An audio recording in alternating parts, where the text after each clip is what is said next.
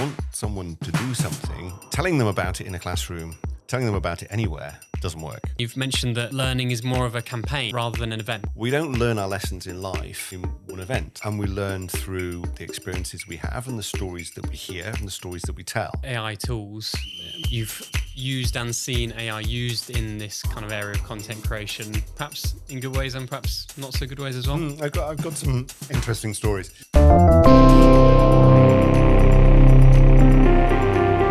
I am Chris Lisserman and welcome to Sparks, a series by Sagos. We're sparking things in work and life, and I'm excited to be joined by Andy Jones of Honey Boot and Lemon. Andy, welcome to the show. Thank you for having me. I want to know a little bit more about what you do first of all. Tell the people, what is it you actually do at Honey Boot and Lemon? It's an intriguing name. Well, I can tell you the story about the name if you want. I tell everyone that we're experts in absolutely nothing whatsoever, apart from how people learn digitally and how to help organisations or organisational colleagues perform in a better way using digital tools. And tell me a bit about the digital tools. What kind of thing are we talking about there? So I was going to say e-learning, but it's e-learning like. E-learning comes with lots of baggage, and I don't really like that term, but it's digital. So it's videos, it's simulations, it's interactive stories, and it can be anything from sort of fully immersive environments to a simple PDF. Anything that's delivered digitally. Yeah. And we've worked with you a number of times as a kind of extension of our digital studio to work together to produce bigger and better things. You've joined us at events as well. Delighted to have you on the podcast. Yeah, thank you. And keen to get into talking about various things like learning, creating, designing. Should we go for it? Looking forward to it. Fantastic. And maybe to get a sense of your expertise, what's a question you get asked a lot? The most common one, I think, is why aren't we doing this in a classroom, or can we do this in a classroom? It's a throwback question. It's a question because that's what they're used to. It's how we learned in school. It's how we were taught in corporates. It's a classroom event. It's a thing University you go to as well, lectures, that kind of stuff. Of course, yeah. And it's interesting because it's seen as a gold standard in how to get information across, but putting an expert on a stage and getting them to talk at you for any period of time, well, it kind of doesn't work. There's a reason why TED Talks are 16 minutes and they're formulated in the way that they are. I'm sure you know that much better than I do, but there's a reason for that, which is that's about them as much as you can do to be able to help people absorb the information that they've got. But we don't do that in corporate training. It's kind of, can I do this in a classroom? Can I have a 5-day classroom course? Well, I mean, sure, if you want people not to be able to remember anything. And then we do other things. So we produce manuals around it and we give them big sort of course takeaways and things like that. And of course, people take the manuals home and they never use them. And it's a running joke, isn't it? You can kind of see the training course manuals stacked up on people's desks. So long answer to short question. Most common question is classroom. Why aren't we using it? There are lots of reasons. Yeah, and in your approach is because people are asking why aren't we using it, is because your approach is different. It goes beyond and it connects a learner to the objectives of the learning in ways that what are scientifically backed, are data driven. How would you describe that? Yeah, so this is an absolute hobby horse, so I think I'm kind of slightly being poked into this. But anyway, we all learn. We know we can prove that we learn by doing. There's a number of different things, but we learn by doing. We learn by spaced practice. We learn by not being overloaded, etc. And all the evidence says, and we've known this for years, that we learn by actually doing something. So then, what we should be doing is, if we want someone to do something, we need to get them to do it. Telling them about it in a classroom doesn't work. Telling them about it anywhere doesn't really work. Doing it themselves with guidance, with support, with facilitation, with all of those things, but doing it themselves, sometimes in small steps, etc. But that's what we want to get them to do, be it online, be it digitally, be it in person at their desks, trying to get better at whatever it is that they're trying to do. Yeah, I think that's an approach that's appreciated by any employee, any learner, really, as long as the quality is there Yeah. of that facilitator or Yeah. or however it is it's been constructive. If it's an e-learning, the quality of what's been put together there. Yeah. I think that's, as long as there's value to the time invested.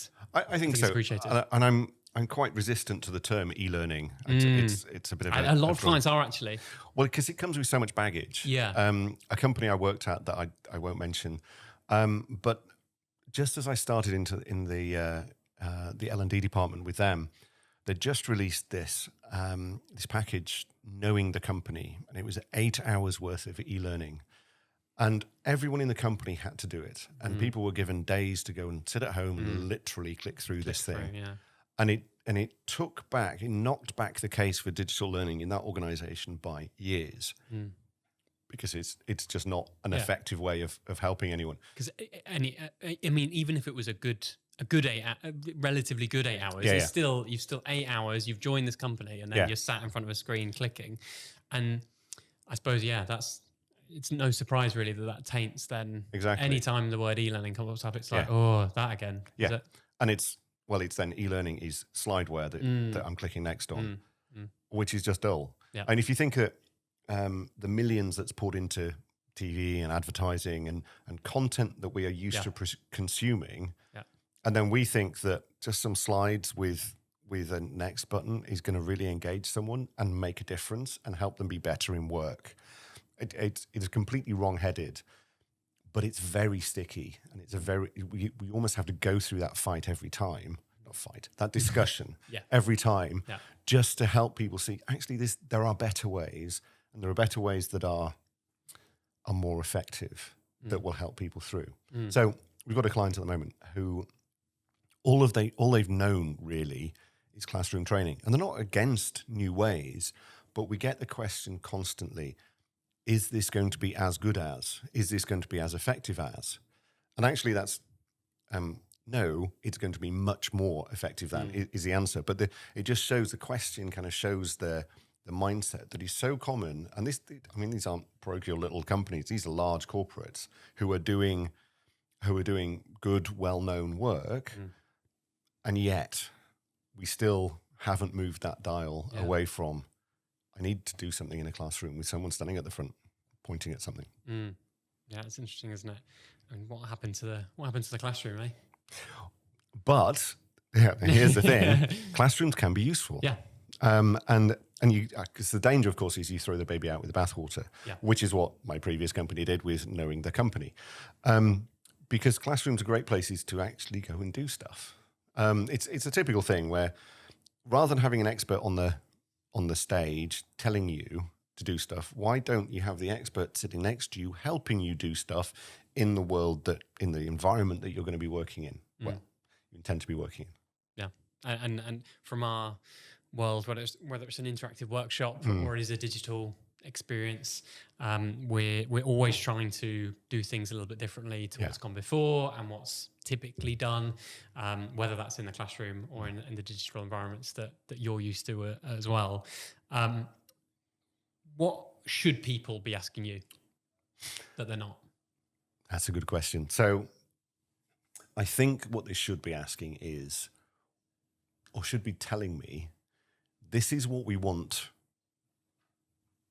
the outcome to be. This is what we want the learner to do afterwards, whatever that looks like. So it might be, we want them to be confident and comfortable in operating X, or we want them to be able to, it is confidence, comfort and capability. So we want them to have those things in whatever topic it is. Because then, if we know what we want to get to, then we can work out what we're going to do. What we often get is, can we have a 5-day training course or a 2-hour e-learning course in whatever? Sure, you can, but that's not going to help you get towards your goal. So the reason why you want to put it on to what you want the user to do is because it's the user that's the person that's going to be doing it. So often we kind of end up in this cycle of, I'm the budget holder, I'm the sponsor, I have these things that I like that worked for me, or I thought they worked for me, and I'm not thinking about the end user, the person who's picking up the phone, the person who's answering the help desk, the person who's developing the thing or whatever, going out and selling the thing. And it's those people that we need to focus on. Because if you can make them more comfortable, more confident, more competent, increase their capability, then that's how you're going to make a difference with the content you produce. The other thing that I think people should be asking more, is they should be saying, can you come and help us at the start? Rather than, we've got this great project, this great solution, this great idea. Now we need to help people learn it. If you can get the learning guides in at the start, we can help. If you get us in at the end, we can help a bit.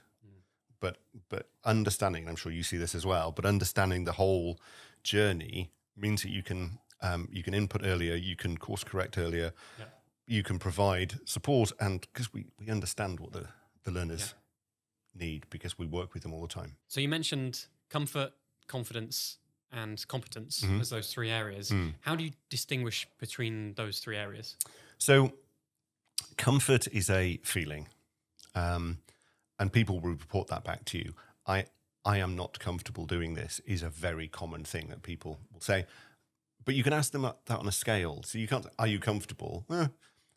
On a scale of 1 to 10, how comfortable are you? They will give you a slightly more honest answer. But and you can ask them at the start, and you can ask them repeatedly all the way through. And if you want to, you can track that. Competence is something you can measure. So how good are you? How capable are you of doing this? And you can, again, track it from, could they do it at the start? Can they do it at the end? And then, of course, confidence is, again, another scale that you can ask them. So it's a weighting scale that you use. But those three C's, and they weren't deliberately designed to be three C's, but those three actually will give you a very good picture of the journey that you're taking on, and that you're taking the users on. Because one of the other problems you've got in learning is, well, how do I know? How do I know when someone's comfortable, capable of doing this? Well, if you can see at the start of the journey they weren't confident and they weren't comfortable, and they didn't have any competence, and then you could see through the journey you can see that growing, and you recognize that people are going to misreport and overreport, and so you have to build in things to make sure that you are checking that, and you are checking that not just from a personal point of view, but a kind of an objective perspective. But you can see that growth through, so you can see, okay, when user X gets to this point, we know that they are, because of all the other users around them, typically they're able to do this thing. A mark of success, actually, for a lot of learning, certainly skills-based learning, is how bored the user is in the thing they're doing. Oh, this again. This is easy. I can just. Fine. That's fine. We've got there. They know how to do this now. Now we can move on. And do clients typically in your world overestimate how much should be put into competence, for example, and actually it's really a comfort thing, or one of the other ones? Yeah, that's interesting. So yes, people always assume that people are less competent than they are, and that any learning intervention will deliver more competence than it can, if that makes sense. So they always look at their people, well, generally, my people don't know this, they can't know this, they need to have something that's going to help them all the way through to get to the end of the handheld all the way to the end, and then that's the thing that's going to make a big difference.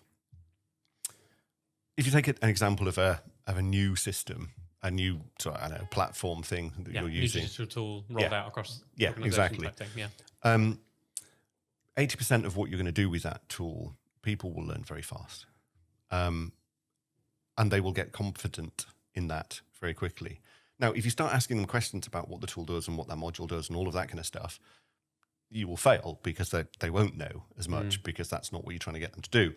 but they will know how to do the basics, and then they will build their confidence up, will enable them to practice and try the things that they weren't perhaps confident with. So that competence level is going to actually grow quicker than an organization will believe, especially if they're wedded back to traditional models of this worked because we gave them 8 weeks of training and then they were able to do it. They were probably able to do it after 2 weeks of training, and you've just really upset them and bored them for 6 weeks, and they've actually enjoyed the biscuits and they've got benefit from the networking that you have around the events rather than the actual so-called training events themselves. And that extra 4 weeks perhaps of time investment could have been shaped in a much kind of more helpful way. Exactly. If you're going to extend that learning pathway perhaps beyond what they needed. Did that answer the question? I think it did. I think I kind of wandered around that a little bit. I think that answered the question. How do you approach the starting point of a learning intervention initiative? Do you think about learning objectives? Do you think about the audience? What goes on in your kind of process? I think the first thing you've got to do is understand where you're going to go. I mean, it's the classic thing. You need a goal, because if you don't have a goal, you can't hit anything or you can't score anything. Okay, so everyone knows that. That's fine. But it's then, what does that goal mean? So who is that for? So is that for you as the sponsor? My goal is to, an honest goal, my goal is to deliver this on time in budget so that I can get my bonus. Okay, that's not necessarily a learning goal. So whose goal are we trying to hit? So understanding what that goal is and getting to the point of realizing that whatever that goal is could be, we want our users to be able to use the new digital platform that we've got. Okay, that's good. That's a good goal we can aim at. Now, what's this learning intervention going to do? Okay, what's your expectation of this learning intervention? Oh, we are going to have our users who are brilliant. They're going to be very experienced. They're going to know exactly what it is.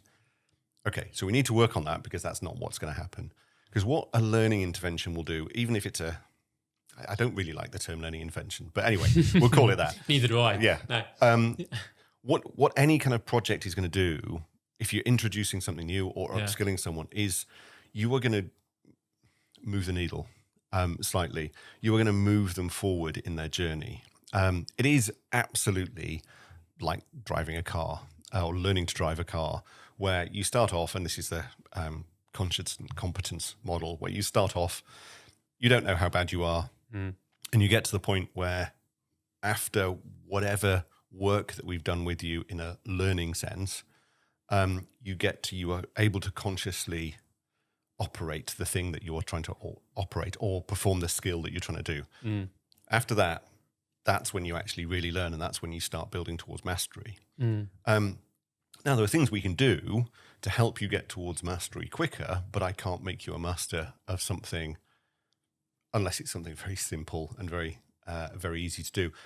But that's not normal in a large organization. So that's, again, a long way around of saying this answer. But it's the key, I think, from a process is we want people to understand that you need to have a goal that you're going towards.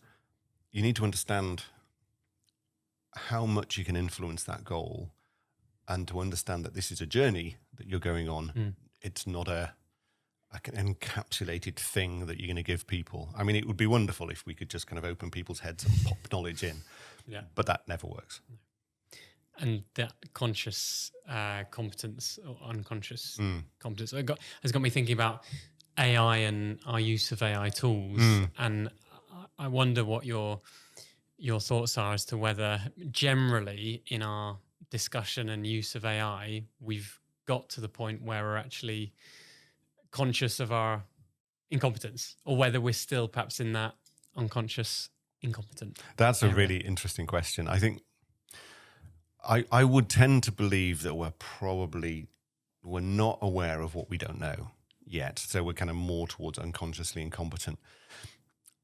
First of all, I think you've got to define what you mean by AI, because there's two there's two rough kind of schools. You have the traditional AI that is going to help you figure out your schedule, and it's going to find the most appropriate flight for you and all of that kind of stuff.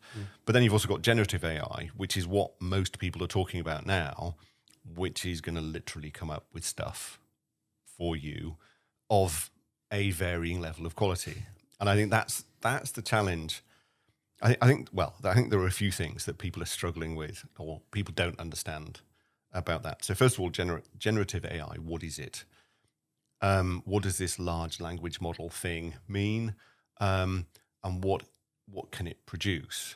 And I think those three things are people don't understand. Either they think that it can do much more, or they think that it's very restrictive and can do much less. And the answer is that neither of those are true. It depends, because it's an open question. Yeah, absolutely. And I think as well, we probably have dabbled in the AI tools. Most of us, I'm generalizing. Some organizations will have embraced it and found processes and structures around AI that have transformed productivity, have had huge increases. They've got the reports, got the data, all that kind of thing. And we're really interested in helping organizations to move the needle, as you said, on their use and competence, confidence in AI use as well. Whether that's a manager trying to get a bit more about their team and use AI to do perhaps the more mundane, the more repeated administrative perhaps tasks, so they can focus on the people, or the individual contributor who just wants to get more done and use the tools to their full advantage. We've actually just got a white paper on this, so we'll put the link in the description if you're interested in that as well. All around AI and how you kind of assess your competence in it. Maybe we could talk a bit more about content creation, because I know you've used and seen AI used in this kind of area of content creation, perhaps in good ways and perhaps not so good ways as well. I've got some interesting stories. Yeah. So if you think about generative AI and what it does, so it takes everything it's learned in the past through trawling through text, through trawling through images and stuff that it's found or been given online, and it takes intelligent guesses at what you are asking it to do based on all of that. So what does that mean? Well, a couple of examples. It can be really, really helpful to you if you are starting to design something, if you're starting to think about something and you go, I need to know a bit more about something. I need to have some ideas around something. I need to be challenged on something. I need some broader thinking on something. And that something can be anything from a particular product set to an abstract concept to you name it. So if you are asking it questions and trying to get it to help you formulate your own thinking and ideas, that can be really helpful. So we've used it to help us figure out stories that we want to tell and help us figure out variations of stories that we might want to tell.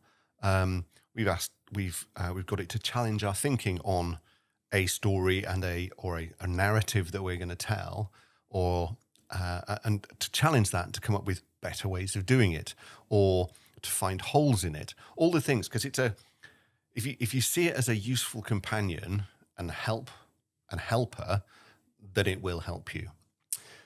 So that's the good stuff, and you can use that to give me an idea of an outline on on something that is going to help someone build a wall, for example. And it will come up with things, and you will need to refine your questions because you're asking it more to general questions.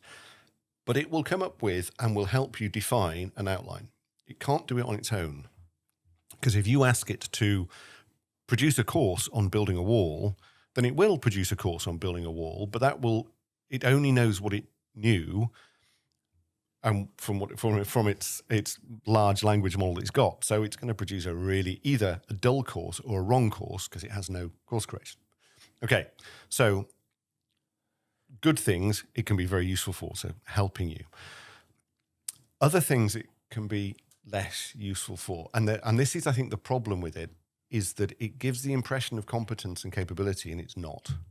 And if you don't know enough, and that sounds really pejorative, and I don't quite mean it in that regard, but if you don't have the experience to say, that's not very good, then you can end up letting yourself get exposed. Yeah, I suppose especially as you're as you describe, one of your routes into it is I actually need to know a bit more, Yeah. and I need to be challenged maybe, and so you go into it because you don't perhaps know as much as you could, and then you're left in a position where you actually can't quality check what it's produced back. Exactly. And I've got a good example of that where a team were trying to produce some learning. They weren't L&D people. Not that you have to be an L&D person to produce learning, but they didn't understand about how you might want to write scripts and to help people learn stuff, etc. And they'd written something with the help of AI that ticked all the objectives, but wasn't very good. And I'll come back to why we knew it wasn't very good at the end.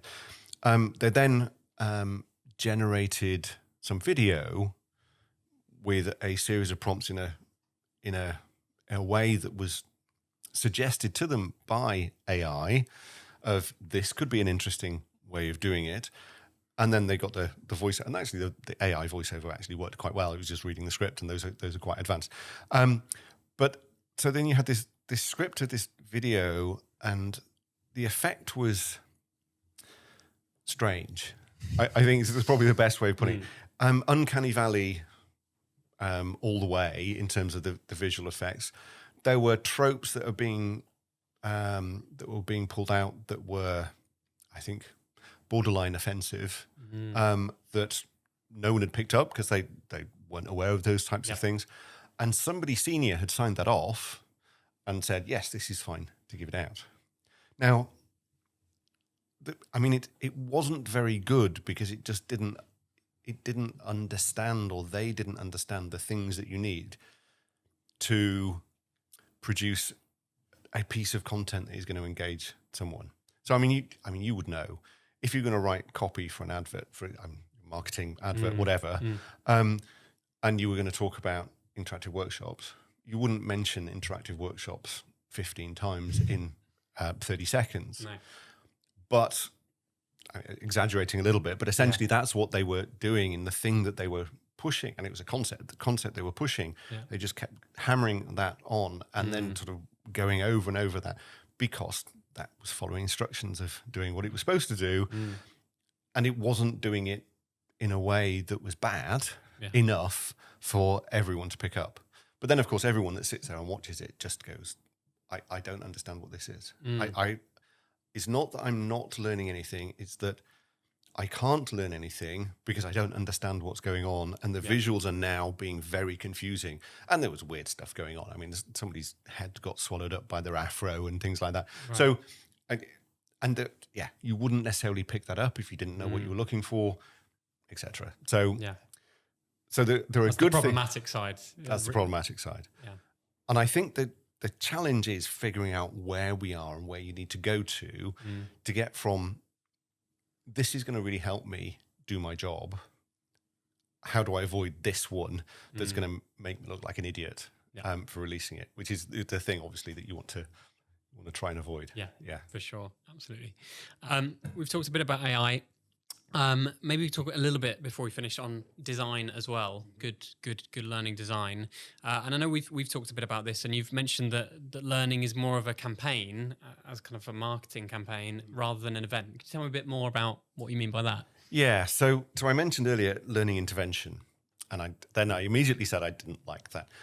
And the reason is that we don't learn to speak in one shot. We don't learn our lessons in life in one event. We learn it over the course of our life, and we learn through the experiences we have and the stories that we hear and the stories that we tell. And so if we were to think that we could teach someone something and they would be a master at it in a single or a short period of time is is completely wrong-headed and it's insane. And it's a waste of money, ultimately. So then if we say, okay, so we know then that that's not going to work, despite everything that we've been told and everything that we've experienced through school. I mean, how many times in school do you have like, oh no, you missed that bit because it was in that lesson. So this was my only chance to learn about, I don't know, the Ottoman invasion of Brazil. That didn't happen. But if that's the only chance you have to learn, you're never going to learn it. Okay, so it has to be, learning is a process, as you know, and that process means that we can do things at various times in that process to help you move forward. A really simple example is if you want someone to be able to do something, you can start off by showing them. Video. Here's the thing that we're going to show you how to do. Shall I tell you a story about? No, I won't do it. Okay, here's the thing about how I think you're going to do. And then you might want to give them some kind of simulation about here's how you do it, so you can take some of the actions, but it's in a safe place. And then you can say, okay, now you're actually going to go and do this thing. Actually, you're going to touch it and perform whichever task it is that you want to perform. And then you've got to show someone else how to do it, and then you've got to provide feedback. And all of those things together are some kind of campaign on how to do a particular thing. That built up and writ large is what I mean by a campaign of helping someone through something. And by the way, if you don't do it ever again, then you won't be able to do it. So it is like driving a car. Pass your test. I don't know if you drive, I presume you do. I don't, but that's a good motivation for me, yeah. Well, so if you pass, if you pass your test, get me where it hurts. it's all about emotional connection, right? So if you pass your test, you know something, how to drive. If you never drive again or don't drive for 10 years, you might as well not have trained because you haven't had any chance to encode and embed that knowledge. But if you drive, similarly, if you only drive when you go on holiday to Greece, Turkey, Morocco, wherever, then your driving, you will get better, but it will be stunted because you're driving in a different environment, in a different way, rules, and different rules. So, but if you drive once a month for an hour every month, from the day you pass your test, you will be better at driving, much better at driving than you would have been if you hadn't done it, and then you come back and pick it up after 5 years. And so that's the length of the campaign. We need to keep doing it and keep doing it and keep drip feeding it. And ultimately, if we really want someone to learn something, yes, we want them to do it a lot, but we need to motivate them to do it a lot. So I mentioned before, we want people to be bored. In certain things, you want people to go, oh, not this again. Fine. And that works if you're mandating something, if they have to do this for the job. But if people aren't motivated to do it, so having to do something for your job, that's quite a good motivator. You do this or you're fired. Yeah, people will want to do it. But that motivation piece is the other side of the coin, because we can have the richest, most brilliant, most interactive and exciting and dancing program, but if no one's if people aren't motivated to do it, or they don't care enough about the outcome at the end, then you might as well not bother. So you can't teach someone how to drive a car unless they want to know how to drive. You can't. I mean, as we know, people won't change unless they want to change. But that motivation piece is the hard bit. It's the hardest bit, and that's where learning, in my head, comes close to marketing and advertising, because you are trying to persuade people to do stuff that they weren't thinking about doing before, or potentially thinking about doing before. So then it comes about selling benefits, helping them understand what's in it for them. But it's also about showing them, challenging their own reality. We did some work with some lawyers in a different country years ago. And one of the challenges they had, so these were lawyers who came out of law school at university, and they were going straight into big law firms. And the big law firms were saying to us, there's a problem because they think they're brilliant. And we have to then spend 12 months showing them that they're not brilliant. How do we get them in the university to be on that journey. So the first thing that we did was we gave them a test that we knew that they would fail, and that brought them down to size. That was, and there was a lot of a lot of friction about that. But then, of course, we'd give them the motivation to say, okay, you think you're good, you're not, because you don't know this. This is the journey, the pathway now that we're going to take you from here, so that by the time you get to the end of this, whatever this is, then you will be able to take this test, finish this assessment, whatever it is, and it will be fine. And then you will be more effective going forward. And that's what the motivation is. The motivation is, I care enough that I'm going to go and do this thing. And that, thinking about it, that's exactly how a marketing kind of quiz works. You know, when you fill in some details, you know, it's about your sleep quality or something, and you say, oh yeah, it's probably only 7 hours, and it's, you know, I wake up, I do feel a bit grumpy when I wake up. And you put all your results in and it sends it to you to your email. You've got to put your details in. And then it says, oh, and by the way, we sell the program to get your sleep back on track, or whatever it is.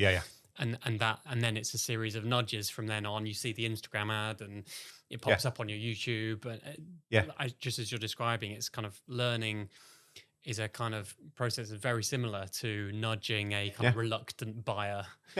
It's changed. It's changed. And however you motivate someone to change, as long as it's a positive thing and you're not inducing fear and stuff like that. But however you're motivating someone to change, it's got to be a positive thing. And they will then, if they're motivated to change, then they will really go for it. I do have a story. I can't resist telling this story. It's how do I teach someone about tax? Okay. And there is one day every year where it's very easy to teach lots of people about tax, which is the 31st of January, which is just before you have to do your self-assessment. And then, and HMRC know this, right? They're smart. And so they realize that on that day, people are going to work really hard to learn everything they possibly can about tax, because you don't want to pay too much tax. And so they will read all the documentation, and they've done a great job in making sure that that's easy to understand and everything. But if you want to teach someone about tax on the 1st of February, no one cares at all. And they won't care. Well, generally, they won't care for another 11 months or so. So if you want to teach someone about tax in that time, then you need to make sure their motivation is a lot higher. You need to work on them a lot more. You need to go, in marketing terms, you need to go for a much bigger, much richer, much more emotional campaign. 31st of January and the week leading up to it, literally you can give them a book and they will read it. And we have that so often in the kind of corporate world where no one cares for a long period of time because we haven't made that emotional connection. We haven't helped them understand that there is a need, that there's a benefit to them if they actually engage in the thing that we're asking them to do. Once they get that, we can literally give them a book and people will quite happily read it, and they will get to the bottom of it and they will do the thing that will help them achieve more in their life. Andy, we talked about so much. I could continue talking all day, but we should wrap up the podcast. Thank you so much for joining. Thank you very much for having me. If you like this episode, do give it a like and share it with someone in your network, please. We'd love to grow the audience of the podcast, and click that little like button as well if that's down there as well. We'd love that.